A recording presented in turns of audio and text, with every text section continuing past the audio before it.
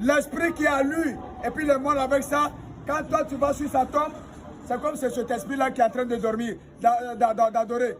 Puisque lui-même, sa carrosserie là est déjà pourrie. Qu'est-ce que tu vas faire sur la tombe?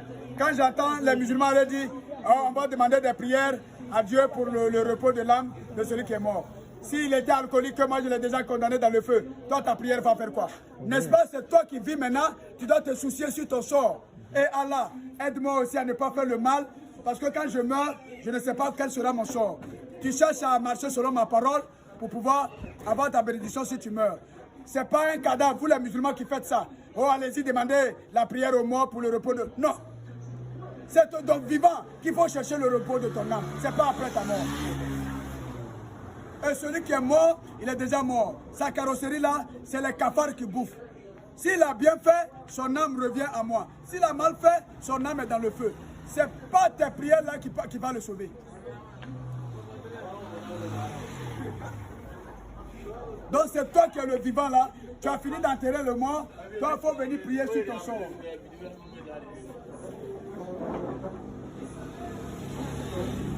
Que chacun pleure sur son sort. Laissez les cadavres, ils sont déjà morts. Ils ont affaire à moi. Si de leur vivant, ils ont bien fait, ils sont avec moi. S'ils ont mal fait, ils sont dans le feu. Quelle que soit ta prière sur un mort, s'il est déjà dans le feu, il ne peut plus sortir du feu.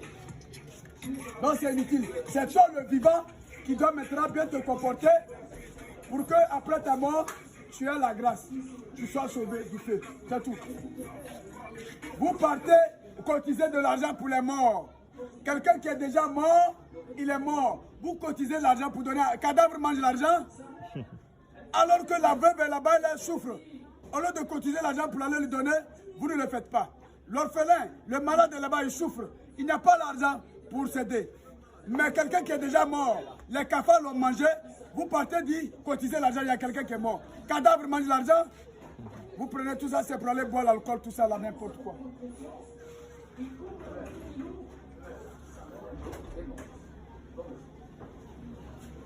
Alors, arrêtez toutes ces pratiques qui sont des pratiques de fétiche, des pratiques démoniaques.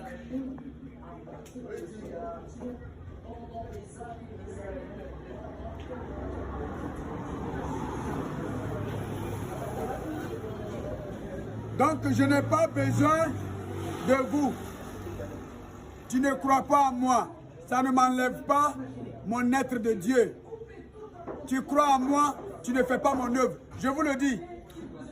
Celui qui m'appelle fou est égal à celui qui m'appelle Seigneur et qui ne fait pas mon œuvre. Voici qui est clair. Tu as beau dire Seigneur, Seigneur, Seigneur. Là où moi je t'attends, si je ne te vois pas là-bas, tu es dans le feu. Au même titre comme celui qui m'a rejeté, qui m'appelle fou. C'est expressément que je me suis mis dans la morphologie de fou. 1. Signe de pauvreté. Je me suis fait pauvre pour les pauvres. Toi qui te dis que tu as ton argent, tu es riche, tu es bien portant, tu n'as pas besoin de moi, tu ne crois pas en moi, c'est ton choix. C'est pourquoi j'ai dit dans ma litanie, heureux les pauvres de cœur, ils hériteront mon royaume. J'ai dit dans ma litanie, là où il y a la haine, ensemence l'amour. Soyez comme ça, souffrez quand vous dites, tu n'as pas de jolies robes, tu n'as pas maison, tu n'as pas voiture. Je t'ai donné, moi Dieu, je t'ai donné déjà les pieds. Là où tu vas, va avec tes pieds. Pourquoi vous avez besoin de voiture? C'est pour courir. Oh, je dois vite arriver là-bas pour avoir l'argent. C'est à cause de l'argent. Tu vas avoir une jolie maison, l'orgueil. Comme ça, quand les gens passent, ils vont m'applaudir. Les gens vont t'applaudir et après tu es dans le feu.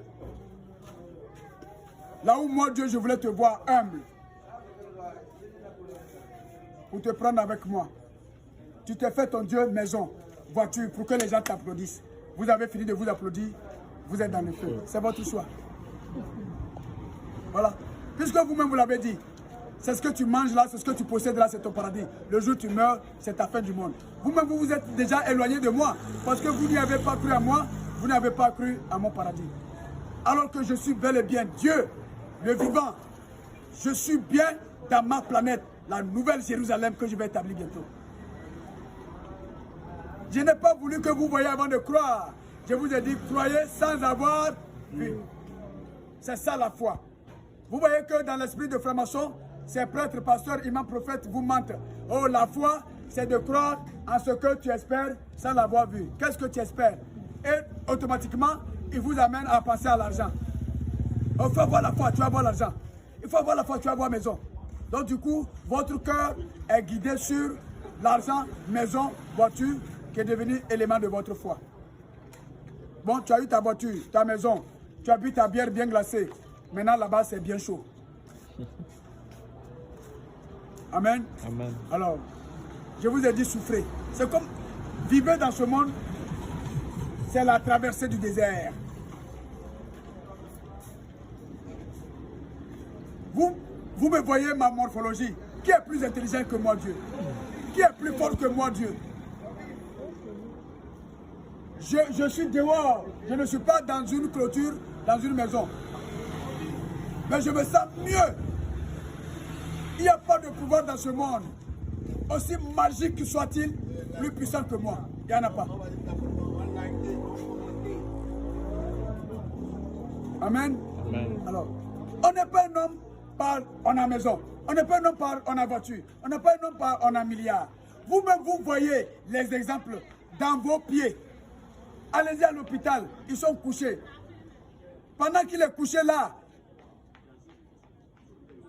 ses voitures sont garées à la maison. Ses climatiseurs sont là. Sa maison est là. Son frigo est rempli de bière bien glacée. Mais pourquoi ça ne lui donne pas la santé? On finit sur le...